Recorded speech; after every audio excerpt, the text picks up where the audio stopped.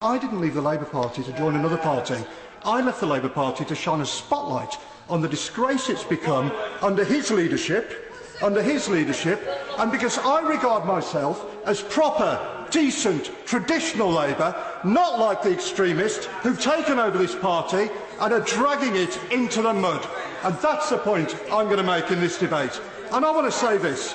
These are people, the Leader of the Opposition, the Shadow Chancellor, these are people who've spent their entire time in politics, working with, defending all sorts of extremists and, in some cases, terrorists and anti-Semites. Remember what these people said about the IRA. It might be ancient history to the Labour Party's new young recruits, but many people will never forget how they supported terrorists responsible for horrific carnage in a brutal civil war that saw people blown up in pubs, hotels and shopping centres. A few weeks after the IRA blew up a hotel in Brighton, murdered 5 people at the Tory party conference, the Leader of the Opposition invited 2 suspected IRA terrorists to Parliament. When the man responsible for planting that bomb was put on trial, he protested outside the court. The Shadow Chancellor said that, quote, those people involved in the arms struggle, people he said had used, quote, bombs and bullets, should be honoured. And they have the brass neck to lecture anybody about the rule of law. What a disgrace.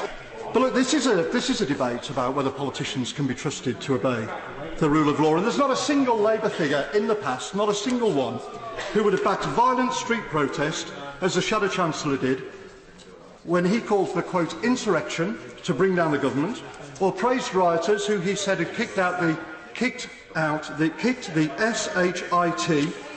Conservative Party's offices, or talked, well, she might not want to hear it, but I tell you this. Well, I'm not going over. Well, I've explained why I'm not going over there. But I tell you this. I'm here because voters in Dudley North sent me here to represent them.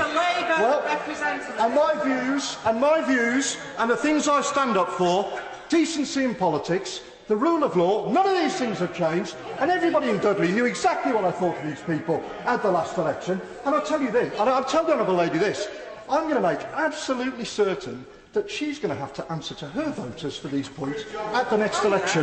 All right? Well, we'll see.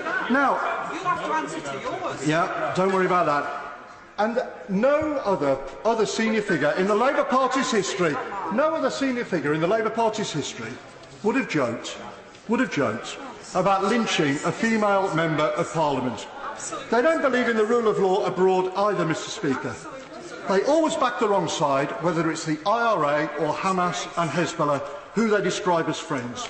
No previous Labour leader would have supported brutal totalitarian dictatorships like the ones in Cuba or Venezuela that have absolutely no regard whatsoever for the rule of law, and no previous Labour leadership would have allowed a party with a proud history of fighting racial prejudice to have been poisoned by racism, which is what's happened under these people.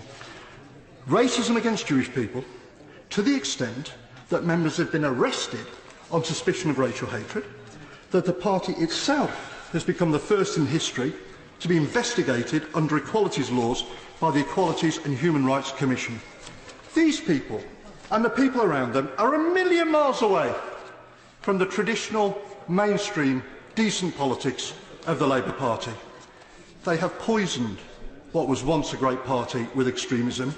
They cannot be trusted with the institutions that underpin our democracy. They are completely unfit to lead the Labour Party, let alone our country.